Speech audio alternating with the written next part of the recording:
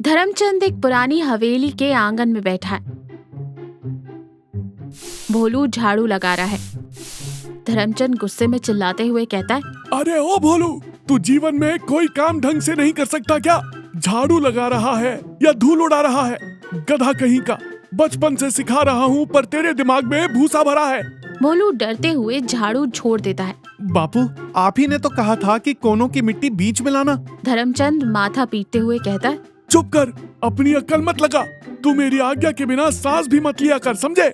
सुन, आज हम पड़ोस के गांव चंदनपुर जा रहे हैं। तेरी शादी की बात पक्की करनी है। भोलू खुश होकर कहता है, सच बापू, मेरी शादी? हाँ, और कान खोल कर सुन ले, वहाँ जाकर मेरी नाक मत कटवाना। जैसे ही हम लड़की वालों के घर पहुँचेंगे, अपने जूते दरवाजे पर छोड़ना और खुद जाकर कुर्सी पर बैठना। बिल्कुल भले मानसों की तरह बर्ताव करना, कोई बेकार बात नहीं। जूते दरवाजे पर, खुद कुर्सी पर। ठीक है बापू, मैं बिल्कुल वैसा ही करूंगा जैसा आपने कहा। अपना दिमाग बिल्कुल नहीं लगाऊंगा। लड़की का पिता रामदास उन्हें अंदर बुलाता है।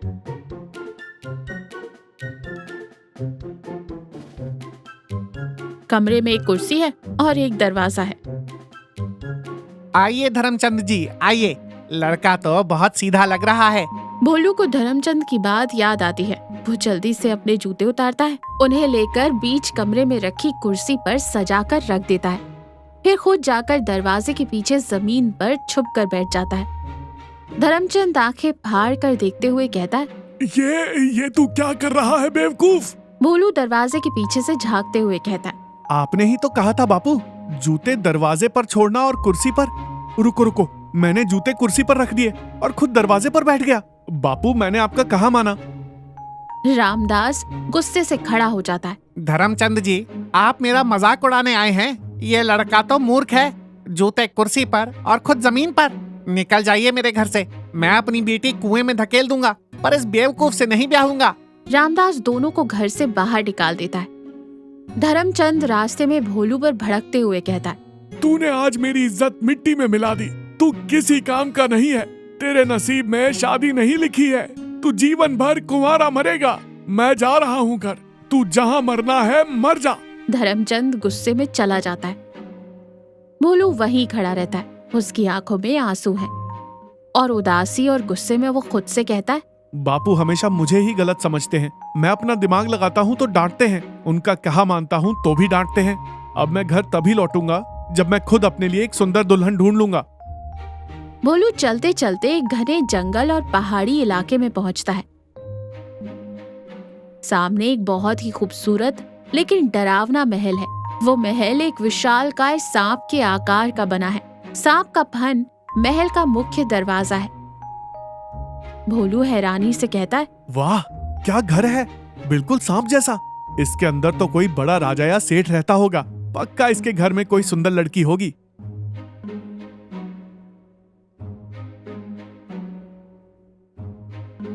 भोलू बेधड़क अंदर चला जाता है। अंदर एक विशाल दालान में बैरागी सिंह, जो कि राक्षस जैसा विशाल आदमी है, जमीन पर सो रहा है। उसके खर्राटों से दीवारें हिल रही हैं। भोलू पास जाकर बैरागी को पैर से हिलाता है। ए चाचा, ओ चाचा, उठो। बैरागी गुस्से से दहाड़ मारते हुए उठता है।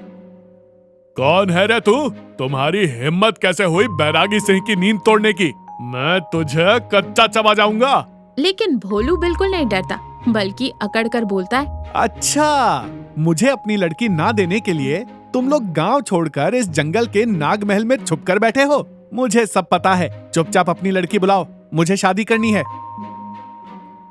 तभी अंदर से बैरागी की पत्नी भैरवी आती है। भैरवी हंसते हुए कहती है, अरे रुकिए स्वामी, ये लड़का तो बहुत निडर है। हमारी चमकी के लिए ऐसा ही दूल्हा चाहिए था जो हमसे डरे नहीं। पर भैरवी, ये तो बहुत दुबला पतला है। चमकी से एक मुक्के में तोड़ देगी। अरे आप चुप रहिए। बेटा, तूने सचमुच मेरी बेटी के लिए रिश्ता मांगा है। तू बहुत थका हुआ लग रहा है। आज रात यहीं रुक, कल हम तेरी शादी करा देंगे। भोलू मन से खुश हो जाता है। देखा, बापू फालतू में मुझे बेवकूफ कहते हैं। मेरी तो एक बार में बात पक्की हो गई। भोलू पलंग पर बैठा तभी जोर से दरवाजा खुलता है। चमकी अंदर आती है। वो बहुत ही विशाल, खूंखार और उसके हाथ में एक बड़ा सा पत्थर है जिसे वो एक हाथ से फोड़ देती है।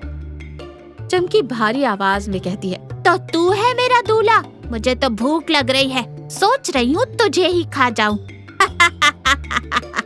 भोलू बहुत बुरी तरह डर जाता है और पसीने पोंछते हुए मन में सोचता है, बापू सही कहते थे, मैं सच में बेवकूफ हूँ। ये तो मुझे मार डालेगी। मुझे अपना दिमाग लगाना ही होगा। फिर भोलू गला साफ करते हुए हिम्मत का नाटक करते हुए कहता है, खा जाना बाद में, पर हमारे खानदान का एक नियम है, राजा महाराजाओं का नियम। कैसा नियम? हम बिना शगुन देखे शादी नहीं करते। पहले मुझे शगुन में धन चाहिए, बहुत सारा सोना और चांदी, वरना मैं अभी के अभी ये रिश्ता तोड़ दूंगा। भैरवी दरवाजे के पीछे से सुन रही थी। वो तुरंत अंदर आती है। अरे नहीं नहीं दामाद जी, रिश्ता मत तोड़ना। हमारी चमकी को कोई लड़का पसंद ही नहीं करता। रुको, मैं अभी लाती हूँ। भैरवी एक बहुत बड़ा थैला लाती है जिसमें सोने के सिक्के और हीरे जवाहरात हैं। वो थैला भोलू को दे देती है। भोलू थैले को कसकर पकड़ लेता है। शगुन तो ठीक है, लेकिन एक और नियम है। चमकी गुस्से में कहती है, अब क्या? शादी से ठीक पहले दूल्हे को पवित्र सरोवर में डुबकी लगानी होती है। चलो, मुझे पानी के पास लेकर चलो। चमकी नदी से दूर खड़ी होकर कहती है, जल्दी नहा कर आ, मुझे पानी से सख्त नफरत है। मैं यहाँ दूर खड़ी हूँ। भोलू मुस्कुराते हुए कहता है, अभी आया मेरी जान। भोलू भारी थैले को सीने से लगाता है और छपाक से नदी में कूद जाता है। बचपन में गांव के तालाब में वो घंटों पानी के अंदर सांस रोककर बैठता था। भोलू पानी के तल में जाकर बैठ जाता है। पानी के ऊपर बिल्कुल शांति है, कोई हलचल नहीं। चमकी इंतजार करते करते झल्ला जाती है। अरे ओ दूल्हे, बाहर निकल।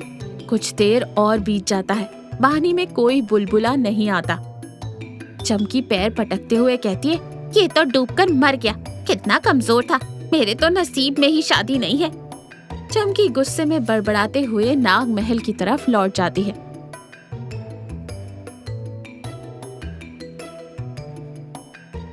उसके जाने के काफी देर बाद भोलू पानी से अपना सिर बाहर निकालता है।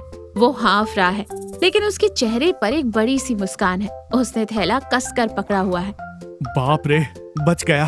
अब ये सोना लेकर सीधा घर जाऊंगा। धर्मचंद आंगन में उदास बैठा है। उसकी आंखों में आंसू है। धर्मचंद खुद से बातें करते हुए कहता है, मैंने अपने ही बेटे को घर से निकाल दिया। माना कि वो ना समझ था, पर था तो मेरा ही खून। भगवान जाने किस हाल में होगा मेरा भोलू। मुझे उसे इतना डांटना नहीं चाहिए था। तभी दरवाजा खुलता है। भोलू गीले कपड़ों में अंदर आता है। बापू, ओ बापू, मैं आ गया। धर्मचंद चौंक कर उठता है और भोलू को गले लगा लेता है। भोलू, मेरे बच्चे, तू ठीक तो है? मुझे माफ कर दे बेटा। मुझे तेरी कोई शादी नहीं करानी, तू बस घर में रहे। अरे बापू, रोना बंद करो। ये देखो, मैं अपने लिए क्या लाया हूँ। भोलू थैला पलट देता है। आंगन में सोने के सिक्के और जवाहरात बिखर जाते हैं। धर्मचंद की आंखें फटी की फटी रह जाती हैं। वो हैरानी से कहता है, ये सब तू कहाँ से लाया? तूने चोरी तो नहीं की? भोलू हंसते हुए कहता है, नहीं बापू, ये मेरी अक्ल का इनाम है। आपने कहा था ना कि मैं अपना दिमाग नहीं लगा सकता। आज मैंने अपना दिमाग लगाया। एक डरावनी लड़की से अपनी जान बचाई और एक खजाना भी ले आया। भोलू सारी कहानी सुनाता है। धर्मचंद सब सुनकर हंसने लगता है। फिर प्यार से भोलू का सर सहलाता है। वाह मेरे शेर, आज तूने साबित कर दिया कि तेरे अंदर भी बहुत दिमाग है। बस मैंने ही कभी तुझे खुद से सोचने का मौका नहीं दिया। आज के बाद से तुझ पर कभी नहीं चिल्लाऊंगा। भोलू मुस्कुराते हुए कहता है, पक्का बापू? तो फिर एक बात बताऊं? हाँ बोल बेटा। वो नागमहल वाली लड़की कह रही थी कि अगर मैं भाग गया तो वो मेरा पीछा करते करते मेरे घर तक आ जाएगी। धर्मचंद डर कर पीछे हटते हुए कहता है, क्या? अरे गधे, तू उसे अपना ठिकाना तो नहीं बता कर आया? भागो रे, दरवाजा बंद कर। धर्मचंद घबराहट में दरवाजे की तरफ भागता है। भोलू जोर जोर से हंसने लगता है।